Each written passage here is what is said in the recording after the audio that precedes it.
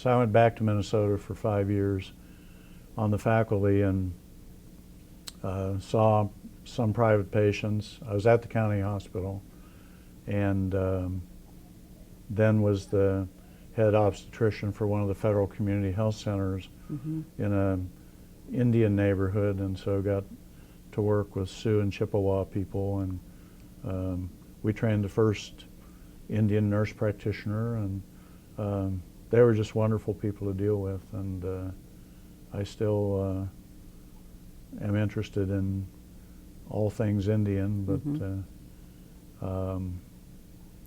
so you got introduced early into this relationship between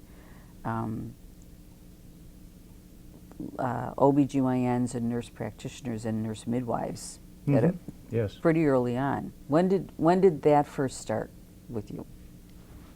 Was that Chicago or was that Minnesota?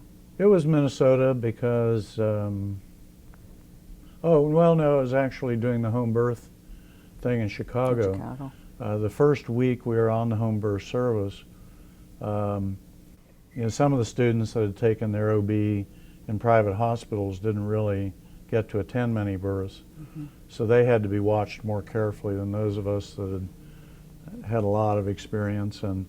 But at any rate, the first week that we went out to people's homes, a British nurse midwife went with us because the U.S. wasn't really training many nurse midwives.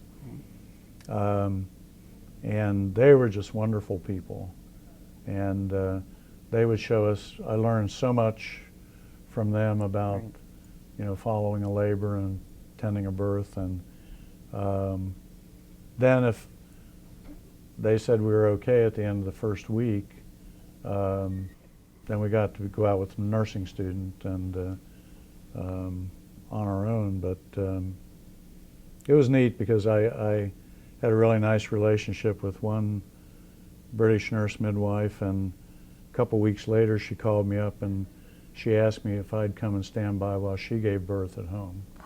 Oh, how and nice, that was neat, really? You know, she just wanted me there in case trouble developed so I could call the authorities. You know?